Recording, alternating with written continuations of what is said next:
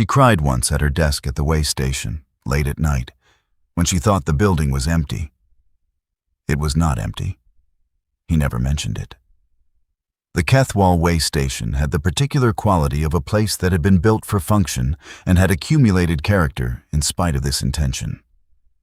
The main building was stone on the ground floor, timber above, with a covered loading dock along the east face and a stable yard behind that could hold 12 horses at capacity and usually held 6.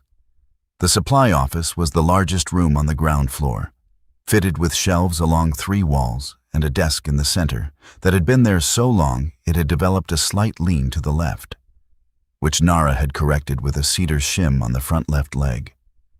She had done this in her first week. She had not mentioned it. The desk had been straight since. She had come to Kethwall because the work was specific and the posting was remote enough that the surrounding territory provided context without distraction. She had been at the waystation 2 territories west for 4 years before that. And before that, a merchant house in the territory capital. And before that, the settlement where she had grown up, which was the settlement where Olin had grown up, which was a settlement they had both left for various good reasons and various reasons that felt good at the time. She did not think about the settlement often. She thought about Olin more than she had thought she would when he left, which was the way of younger brothers who were also the person who knew you before you became the person you had decided to be. She was good at the work. This was not a trivial thing. Being good at supply management at a frontier way station required a specific combination of mathematical precision, spatial reasoning, the ability to hold 12 moving variables in one's head simultaneously, and the particular patience for human error that came from understanding that humans would always produce it and designing systems that caught it before it compounded. She had all of these in abundance. She had also developed, over the 3 years, a specific reading of Kethwall's trader population that meant she anticipated supply needs a quarter cycle ahead of when they were expressed. This was the kind of competence that looked like magic and was actually just attention applied over time. And she knew it was the second thing and was not modest about the fact that sustained attention over time was itself a significant skill. The Kethwall waystation sat at the junction of 3 trade routes, which meant it was the kind of place that was never fully quiet and never fully full. Always in the middle of something, always with one eye on the road in both directions. Nara had been its supply master for 3 years. She had come with a work history and a reference from a posting 2 territories west. And she had stayed because the work was real and the station needed her, and she had not found a better argument for leaving. She ran the inventory. She coordinated the incoming and outgoing trader manifests. She kept the accounts in the clean, precise handwriting that Pell, the station's keeper of 20 years, a man who had survived 2 floods and 1 attempted robbery and still came to work every morning with the same unhurried reliability, said was the best bookkeeping he had seen in 40 years of running waystation operations. He said this once, directly, and then went back to his work, which was how Pell gave compliments once, accurately, without repetition. Vash, her apprentice, kept the accounts in a handwriting that was improving. He was 19 and enthusiastic and trying very hard to be as professional as Nara, which produced a 19-year-old who stood very straight and thought before he spoke and occasionally remembered to breathe in the middle of complicated cargo situations. Nara had found him useful at a rate that surprised her. She did not tell him this. She corrected his errors and approved his work, and once, when a trader tried to short-count a manifest on his watch, did not step in because she could see from across the room that Vash was going to catch it himself. He did. She went back to her ledger. This was, in aggregate, Kethwall and the people in it, efficient, specific, doing the work. Cororum arrived on a Tuesday in late spring, which was when his route brought him through, always within 3 days of the same date. always with the same general cargo profile and the specific variations that the season and his clients' needs produced. He had been coming through twice a year for 3 years. Nara knew his route schedule the way she knew all the regulars' route schedules, from the ledger, from the pattern, from 18 visits across 36 months. She looked up from the manifest when she heard his cart on the road. The sound of it was specific. A slight drag on the left rear wheel that he had never had fixed because she had once heard him tell Pell. He liked knowing where the cart was by sound when he was watching the road. She had filed this as one of the several things she had noted about him that were more specific than necessary for professional purposes, and had not examined the filing. He came through the door with the easy manner of a man arriving at a place he had arrived at many times, which was a specific quality that the regulars had and the first-timers didn't. The ability to enter a space without requiring introduction, without needing the room to arrange itself for them. He set his travel bag on the bench by the door and came to the desk and said, "Morning." She said, "The Aldrin shipment came through last week." "You're in the correct week." He said, "The road was easier than I expected." She had the spring manifest ready. She turned it to face him. He looked at it with the particular attention he brought to documents. Not fast, not slow, reading all the way through rather than skimming. She had noticed this about him before the night of the letter. She had noticed more things about him after. He read the manifest. He noted 2 items. She had anticipated both. She already had the relevant records on the desk beside the manifest, which was the kind of thing she did for regulars whose patterns she knew, and he accepted this without comment, which was the kind of thing he did. They went through the inventory. This was a Tuesday morning in late spring, 18 months after the Tuesday evening when she had sat at this desk with a letter and wept. And he had come back for a ledger and seen her and gone away without the ledger and taken the eastern road at dawn. She had known, reading the letter, that she was the last one.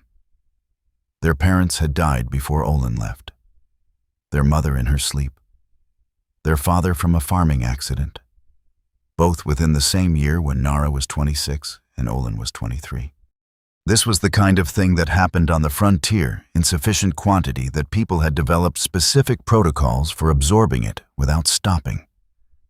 Because stopping was not an option when there were animals to feed and crops to get in, and the winter was coming regardless. They had absorbed it. They had continued. Olin had gone east. Nara had gone to the merchant house, and then to the first way station, and then to this one. She had thought, reading the letter, about the last thing he had written to her. It had been 2 months before the autumn in which he had died, which meant he had been sick when he wrote it and had not mentioned it, which was the kind of thing younger brothers, who were also your only remaining family, did. They did not tell you when something was going wrong because they did not want to be the thing going wrong in your life. She had been angry at him for this, and then had not been angry because there was no one to direct it at, and the letter was the last thing she had of his voice, and she had already read it many times. The cord that had sealed it was in the small box she kept at the bottom of her trunk. She had not taken it out since. This was what she had been thinking about at her desk, late on that Tuesday, holding the letter from the settlement administrator. This was what had changed the quality of her breathing. She had received the letter in the afternoon, between the departure of a northbound trader and the arrival of a wool shipment from the valley settlements. It came with the regular mail from the post rider, mixed in with the station's official correspondence. Her name on it, in a handwriting she recognized from the settlement 3 territories east, which was the handwriting of a settlement administrator, which was the category of handwriting that preceded news. She put it beneath the current manifest. She finished the wool shipment intake. She noted the count discrepancy in the bales, 2 short, which she entered in the ledger and flagged for the shipper. She helped Vash with the restacking sequence. She said good evening to Pell when he left. She said good evening to Vash when he went to his room. She listened to the guest quarters settle. 3 traders in for the night. The usual sounds of people making themselves comfortable in unfamiliar beds. When the station was quiet, she took the letter from under the manifest and opened it. Her brother Olin had been 28. He had gone east 3 years before Nara came to Kethwall, chasing the kind of work that required a young man with a strong back and no particular commitments. He had written her letters sealed with the distinctive woven cord of the Aldrin region, a style of binding that came only from there, with a pattern she could identify by touch in the dark. He had written her approximately once a month, which was not enough and was more than some brothers managed. The letter said he had died of a lung sickness in the autumn, and that the settlement had held his effects in case family came to collect, and that she was listed as his next of kin. She read it twice. Her breathing changed on the second reading in a specific way. Something in the chest, a pressure that moved upward. And she let it change, because the building was empty, and she had been waiting for the building to be empty. She cried for perhaps 10 minutes, not loudly. The kind of crying that had no performance in it. That was simply the body acknowledging something the mind had been holding since the afternoon. She held the letter in both hands and looked at the desk surface and let it happen. Then it was finished. She folded the letter and opened the ledger to the current page and put the letter between the pages, which was not where correspondence went, but was where her hands put it. She looked at the page for a moment. In the margin, in handwriting smaller than her usual handwriting, she wrote one word, Olin. She did not examine why she did this. She closed the ledger. She went to bed. In the morning, she was at the desk before anyone else. The wool discrepancy follow-up letter was drafted and sent by the time Vash came down for breakfast. She did not mention the letter that had arrived the day before. She never mentioned it. He had a route that took him 3 territories east, which meant he had been through the Aldrin region in autumn for as long as he had been running this route. 6 years total, 3 of them stopping at Kethwall. The Aldrin market was a specific thing it ran for 2 weeks in late autumn when the harvest was in and the settlement had product to sell. And the traders were making their final runs before the mountain roads became difficult. He had been there 4 times. He knew the stalls by position and product. The 3rd stall on the left side sold textile goods and regional craft items. He had bought from it before, a specific grade of mountain wool that his northern clients wanted, and once a set of carved wooden tools that had ended up in a settlement household and been useful. He had not bought the woven cord before. He had noticed it before, because he was the kind of man who noticed what was in a stall when he stopped at it, which was a professional habit that had sometimes produced useful information. He had stood at the 3rd stall in the Aldrin market in the previous autumn and looked at the cord and thought about the letter he had not been in the room to receive and about the way the cord was finished at the ends in the specific regional style, and about what it meant to have something from a place and to be the last one who remembered why the place mattered. He had bought a length of it. He had put it in his cargo at the bottom of the manifest under regional textile goods, which was accurate. And he had carried it through the winter and the early spring and into the waystation on a Tuesday morning when Nara looked up from her desk at the sound of his cart on the road. He had not decided to give it to her. He had decided to bring it and to see what the moment required when the moment arrived, which was how he made most decisions of importance. Not in advance, but in the presence of the thing itself. The moment had required him to put it on the desk beside the manifest. What Cororum had seen a light in the supply office window when the station should have been dark. He had left his account ledger on the desk, his own ledger, the one he used for his route records. And he needed the page count for a commission calculation he was going to be asked for the next morning. He had assumed Nara had gone to bed, and he could retrieve it without disturbing anyone. The door had been slightly ajar. He had put his hand to push it open and seen, through the gap, the lamp still burning and Nara at the desk. He had watched for perhaps 30 seconds, long enough to understand the letter in her hands, long enough to understand the sound she was making, which was quiet and which was not anything he had ever heard from her before, and which told him with complete clarity that this moment had nothing to do with anything that was visible from across the desk on a regular manifest morning. He had stepped back. He had gone to his room. He had lain on the supply room cot they gave the regulars and thought about what he had seen and what it would cost her if she knew he had seen it. And he had understood that the cost would be significant, because she would be unable to be what she was at the desk if she knew. And what she was at the desk was the thing she had in the world, and he was not going to touch it. In the morning, he had taken the Eastern Road without the ledger. He had reconstructed the commission calculation from memory. He had been slightly wrong, which cost him an argument with a client he ultimately won because he had the correct documentation for everything else. He had thought about this on the road and found it almost funny, in the way that things that cost you something that you would pay again were sometimes almost funny. On his next pass through Kethwall, 3 months later, he had picked up the ledger from the desk where Nara had put it aside for him. She had not commented on his having left it. He had not explained. This was how they operated, generally, which made it easier.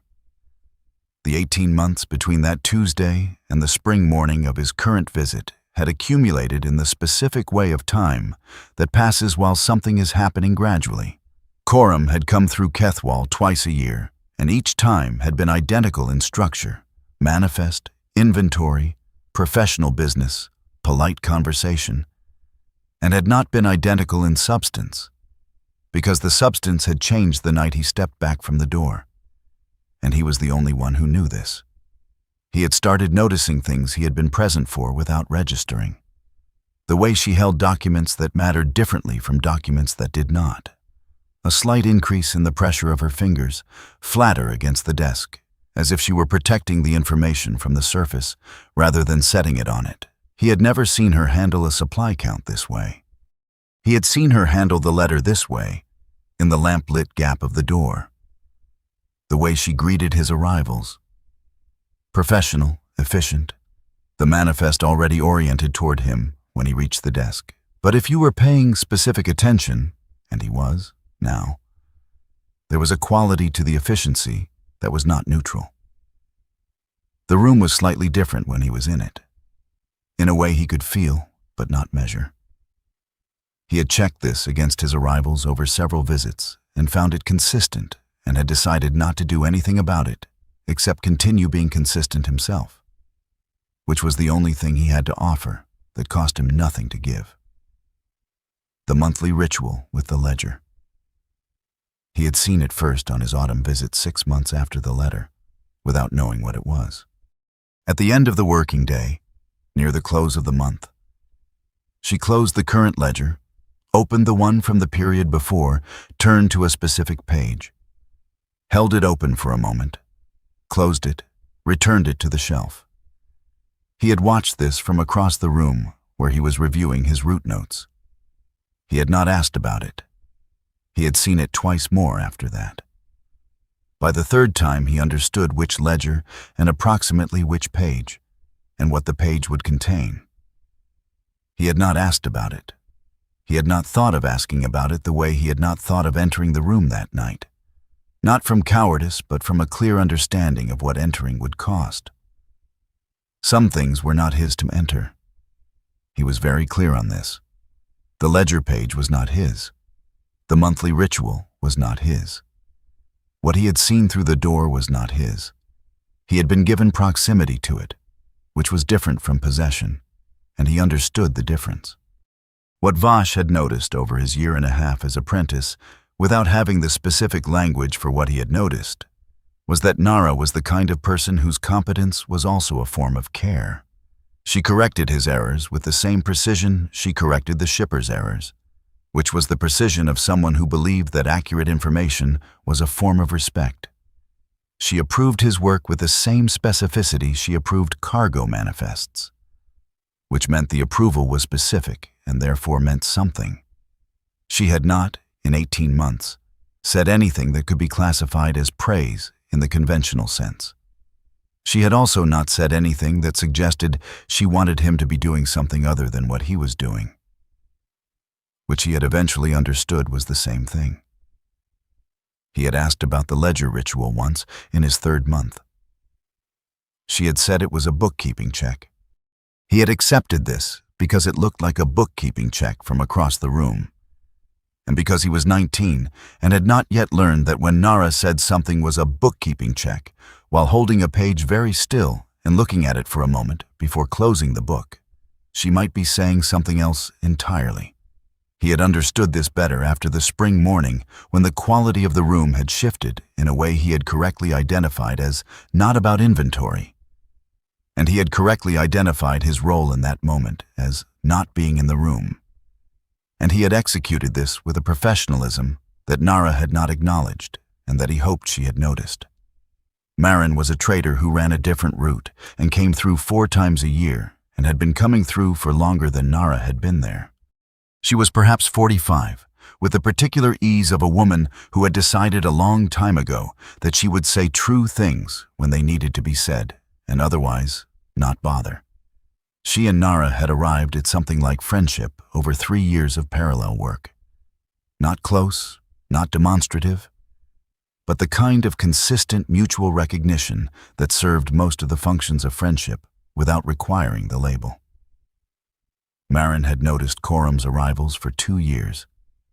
She had said nothing about them for 2 years.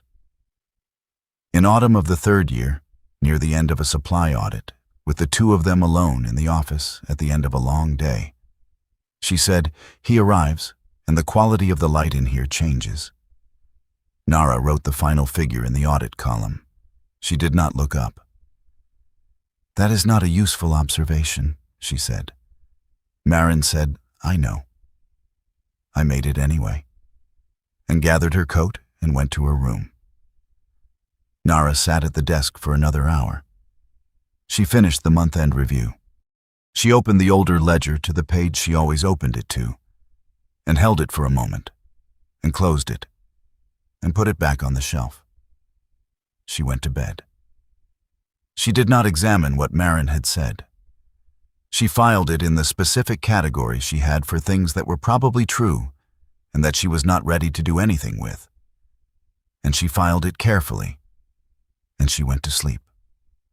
But something had shifted, and she carried the shift without naming it. And the spring morning when Cororum arrived, and she looked up at the sound of his cart and felt the room arrange itself slightly differently, was the spring morning of his visit 18 months after the letter. And she noticed the arrangement without examining it, which was progress of a kind she did not have language for. The 18 months had specific texture in the way time that is being watched tends to have specific texture.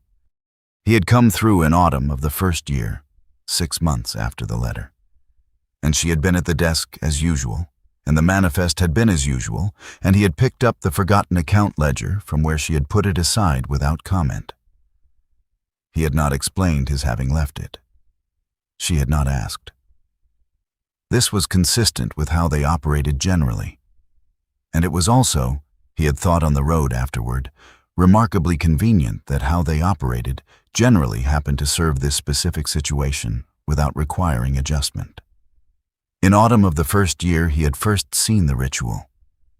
She had performed it at the end of the working day, near the month's close, closed the current ledger, opened the previous one, turned to a page, held it for a moment, closed it.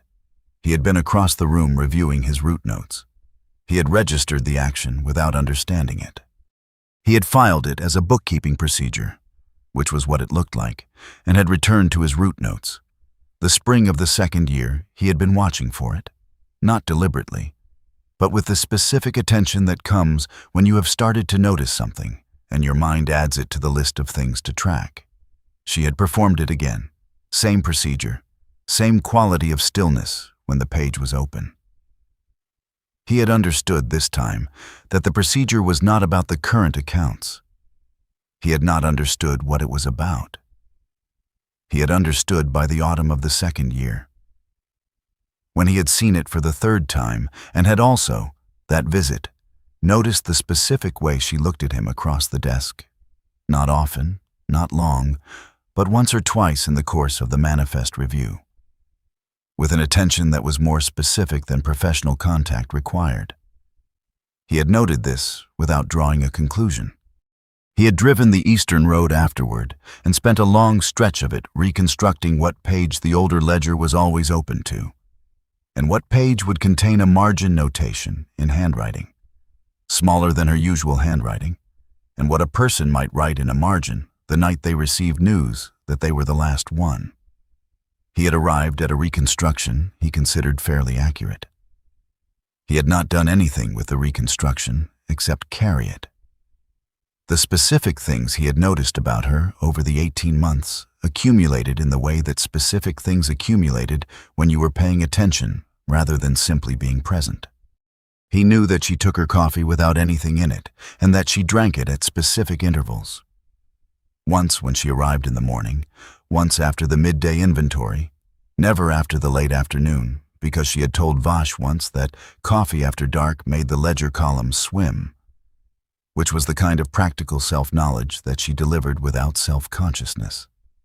He knew that she organized the supply shelves by frequency of use rather than by category, which was efficient but counterintuitive until you saw her hand go to the right place without looking, which he had seen many times. He knew that she was more comfortable with silence than most people he had encountered in professional settings, which was the quality that had made him most comfortable in professional settings, which was possibly not a coincidence. He knew that the dry humor appeared specifically in response to absurdity, not to wit, not to cleverness, but to the particular variety of situation in which the official explanation and the obvious reality were sufficiently far apart to produce a gap you could fall through. He had started, in the second year, producing these situations with mild deliberation, not engineering them, but choosing to name the gap when he saw it rather than letting it pass. She had responded each time in exactly the way he expected, which was with the specific flatness that was also a kind of warmth if you knew what you were looking at. He knew that Kethwall was as stable as she was going to be, and that stable for her did not mean content, and that the difference was one she had decided was sufficient, and that he was not going to be the person who suggested it was not sufficient, because that was not his to suggest. He could be consistent. He could continue being the thing that arrived on schedule and left on schedule and did not require anything from her and was, if Marin was correct, something that changed the quality of the light in a room. This was what he had to offer. He had offered it for 18 months. He had brought the cord. They went through the spring manifest. He had brought the standard cargo plus 3 additional items that his Eastern clients had requested a specific grade of timber sealant that the valley settlements were running low on. A medical supply consignment for the settlement physician who used Kethwall as a relay point, and at the bottom of the manifest, listed simply as regional textile goods, a length of woven cord. She was reading the manifest from the top. She reached the bottom item. She looked at it. She looked at the cord he had placed on the desk beside the manifest when he set out the goods. She went still. It was a specific kind of stillness. Not the stillness of someone who has received unexpected news, but the stillness of a body that has recognized something before the mind has caught up. The pattern of the weaving. The specific color of the binding thread. The way the cord was finished at the ends, wrapped tight in a distinctive way that was only done in the settlement's 3 territories east, because it was how they secured the letters that traveled the Eastern Road in weather. She looked at the cord. She looked at Cororum. He met her eyes. He did not look away. He did not explain. His expression had the quality of a man who has been carrying something with care for a long time and is placing it on a surface where it has always been going to land. She did not perform anything. She was not capable of performing in this moment, and she did not try. After a silence that had a specific and not uncomfortable length, she said, "Where did you find this?" He said the Aldrin settlement has a market in autumn. Third stall on the left side. She said he used to send me letters sealed with this cord. He said, "I know." She looked at the cord. She picked it up. She set it beside the ledger on the left side of the desk, the side where she kept things that were not inventory. She said, "You were in the building that night." He said, "Yes." She said, "You didn't say anything." He said, "No." Another silence. The quality of this one was different from the previous one. It was the silence of two people who have arrived at the same understanding from different directions and are both sitting with the arrival. She said, "You've been coming through twice a year for 3 years." He said the route is the same. She looked at him for a long moment. He looked back. The cord sat between them on the desk. She had been reading his arrivals as reliable professional contact for 3 years. And she understood now that she had been reading them correctly, and that there was more content in the reading than she had registered. And she was registering it now. She said, with the dry precision that was her primary mode of humor, "You went back 3 times to check which page." He said, "I saw the ritual." She said, "And you didn't ask?" He said, "No." She was quiet for a moment. Then she said, "He was 28. It was not a complete sentence. It did not need to be. He said, "I know. I'm sorry." They sat in the particular silence of people who have said the important things and have not used many words to say them. Vash came in from the loading area with a cargo count question, saw the quality of the room, said, "I'll come back," with the instinct of a 19-year-old who was learning to read situations, and went back out. Pell appeared in the doorway a few minutes later, assessed the desk and the 2 people at it with 20 years of waystation perception, and went to make tea without being asked, which was Pell's way of doing everything useful.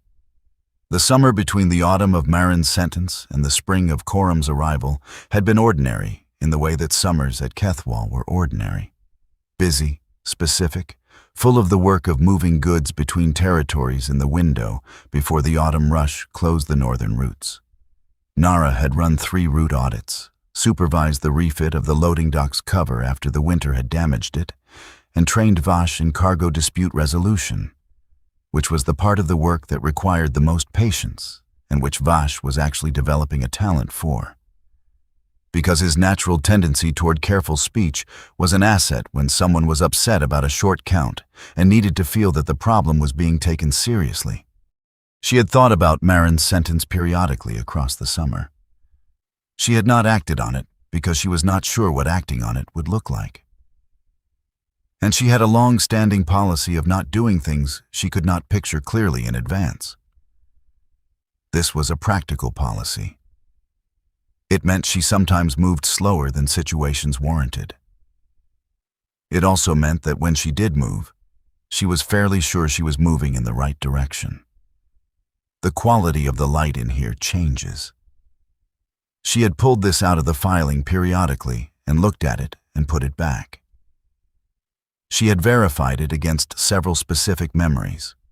Her awareness of the sound of his cart on the road, the way the manifest was oriented toward him before he reached the desk, the very specific relief that came with his being in the room, which was the kind of relief she associated with confirmed inventory and would not have associated with a person before.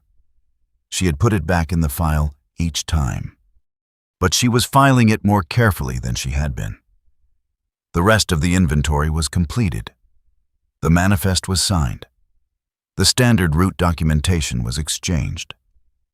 This was the business that needed to happen, and it happened, as it always happened, with the specific efficiency of 2 people who knew the procedure and did not require supervision. In the evening, Cororum sat with Pell and Marin and Vash at the station table for the evening meal, which was what the regulars did when they stayed the night. Nara ate at the desk, which was what Nara did when she was finishing the month-end accounts. This was usual.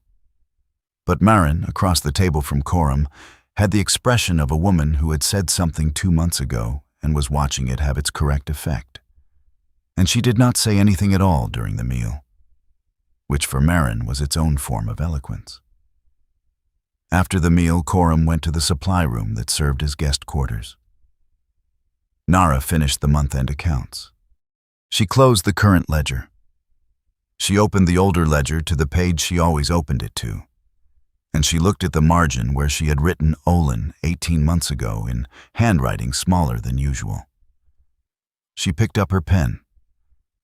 Below her brother's name, she wrote something else. The handwriting this time was her regular handwriting. The clean, precise hand she used for official records, the same size as everything else in the book. She read what she had written. She closed the ledger and returned it to the shelf. She went to bed. She slept well, which was not something she tracked, but which she noticed in the morning by the quality of the waking. The cord sat on the left side of the desk where she had put it. She was aware of it throughout the day's work, in the way she was aware of important items that she had not yet processed, not intrusively, but present. By the end of the day, she had understood what she was going to do with it. She had a small box in the bottom of her trunk that contained the cord from her brother's last letter. The woven binding from the Aldrin region, finished at the ends in the regional style. She had not taken it out since the day she put it there, which was the day she had gone through the small packet of his effects that the settlement had forwarded after his death. Not much, because he had not accumulated much, but his effects, which were now her effects, which were at the bottom of the trunk. That evening, she took out the box and opened it and placed the new cord beside the old one. They were the same pattern, the same region, the same finishing. They were from different hands in the same tradition, which made them different and the same in the specific way of things that carry meaning across time. She closed the box and returned it to the bottom of the trunk. She went to bed thinking about what she was going to commission for the autumn order, which was a practical problem that she had the shape of a solution to. And working through the practical problem was both useful and a way of doing something with the waiting that had a direction. In the morning, Cororum loaded his cart with the outgoing cargo, returns, exchange goods, a forwarded consignment for a settlement on his route. Nara prepared the forwarding documentation while he worked. This was the standard morning departure sequence, and it proceeded as it always did. The supply list she had prepared for him was more detailed than the standard pre-visit communication. She had included not just the station's needs, but a note about the Aldrin market timing, the 2-week window in late autumn when it ran, the specific stalls she had researched through the Eastern route correspondence. She had included this without explaining why she had researched it, which she trusted him to understand, because he was the kind of man who understood things he was given without requiring them to be explained. She had also included, at the bottom of the list, a personal item, a request for a specific grade of Eastern pine resin, used in certain preservation techniques that she had been trying to source through the Western routes without success. This was a legitimate supply need. It was also the first personal request she had included in the waystation supply orders, as opposed to the station's operational requirements. And she was aware this was a distinction she was making on purpose. The pine resin was for the preservation of wood. Specifically, she was going to use it on the small carved items in the box at the bottom of her trunk, which were drying out in the waystation's winter air. This was not information she had included in the supply list. It was information she expected she would tell him eventually, when the moment was appropriate, which was a category of expectation she had not previously applied to Cororum and which she was filing as further evidence of something she was fairly sure she already knew. She brought the forwarding packet out when he had the last crate secured. She had added one item to the usual documentation, a separate sheet with the supply needs for his autumn visit, which she normally communicated through the post rider a month before his arrival and had never written in advance. She held the packet out to him. He reached across to take it. Their hands were close over the paper in the specific way that things that are not planned sometimes happen, neither reaching for the other, both simply present in the same small geography. He took the packet. He did not look at her hand. He looked at her face. She said, "Aldrin Settlement. Third stall, left side. If you go in autumn." He said, "I'll be there in spring." She said yes. He folded the packet into his coat. He got onto the cart. He took the eastern road. She stood at the station door until the cart had rounded the bend, which was something she did not usually do, which she noticed herself doing, which she did not stop.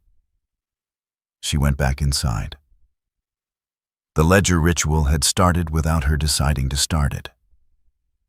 She had simply found herself, at the end of the first month after the letter, opening the older ledger to the page where she had written his name.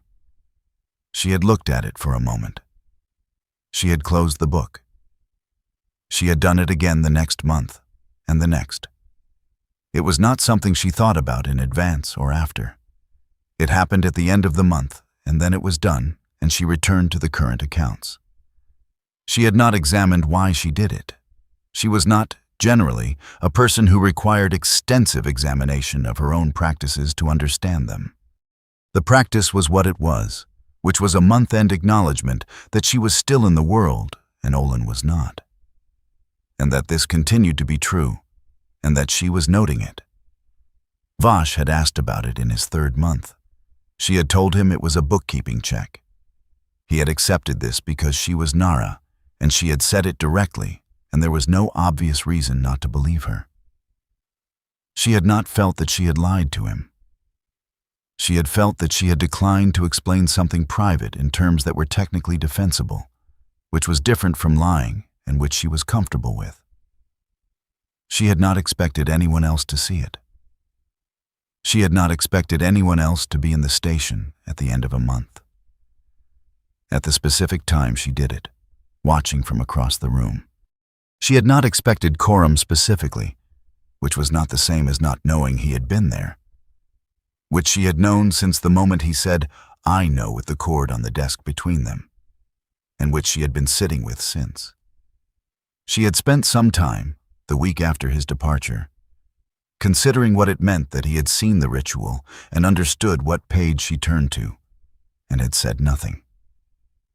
She had arrived at the same conclusion he had arrived at from the other direction, that he had understood the ritual was private and had chosen to leave it private, which was a gift of a specific kind. The kind that did not require acknowledgement, because acknowledging it would diminish it. She had not said thank you for the cord. She had not said thank you for the silence. Both of these were correct responses that she had not needed to think about, which meant she had understood what was being offered. This was, she thought, information. Pell was at his desk with his morning paperwork. Vash was in the back with the restacking sequence. The station was doing what it always did in the morning, which was the work that the morning required. After Cororum left on the eastern road, Nara had spent 3 days reconstructing what she should have said in the conversation and arriving at the conclusion that she had said everything that needed to be said, which was unusual for her. Usually, she identified better phrasings in retrospect. This time, the phrasings she found were approximately equivalent to the ones she had used, which suggested she had been more prepared than she knew, which was itself information. She had told Vash, on the second day, that the cord on her desk was from the Aldrin region and that she was keeping it. Vash had looked at the cord and looked at her and said, of course, with the specific gravity of a 19-year-old who was trying to be appropriate, and she had gone back to her ledger and not said anything further. She had told Pell on the third day, in the course of a conversation about the autumn supply schedule, that she was going to add an item to Corum's autumn order. Pell had said mem in the way he said em when he was indicating that he had registered something and would not be asking questions about it, which was one of the things she valued most about Pell. The item she added to the autumn order was specific. A commission for a piece of work from a craft maker she had found through the Eastern Route Correspondence Network. She had included the specifications in her communication, the dimensions, the material, the finish. In the specifications, she had noted that the piece was intended as a permanent fixture, which was the relevant detail for the craft maker's materials choice. She had filed the communication under pending commissions. She had returned to the current ledger. The quality of the waiting was different from the quality of the previous 18 months' waiting, which she had not known was waiting until it was over. This waiting had a direction. She wrote Corum's name below her brother's. This was what she had written in the margin below Olin.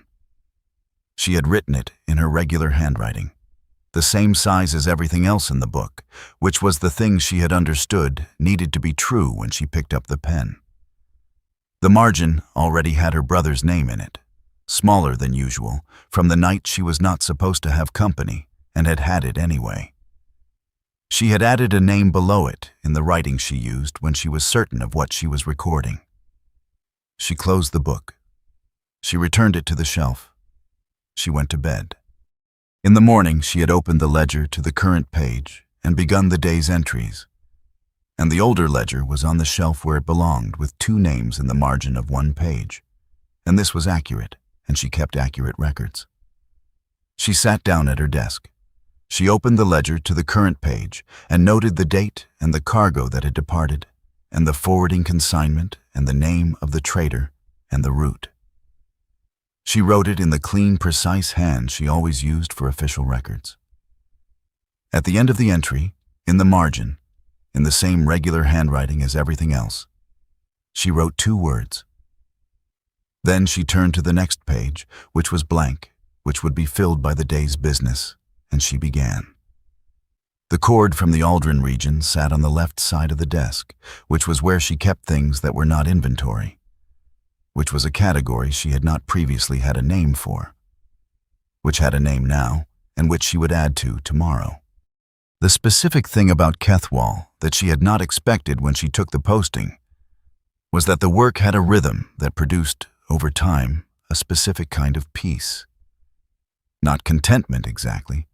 She was not a person who tended toward contentment as a general state, but the particular quality of ease that came from doing a thing well, and knowing you were doing it well, and having the evidence in front of you each day in the form of accounts that balanced, and cargo that moved, and traders who returned because the service was reliable.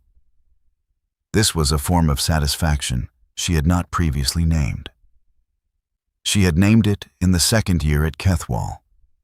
Not aloud, but in the specific way she named things to herself, which was simply to allow them to be named. She had written to Olin about Kethwall in the year before the letter.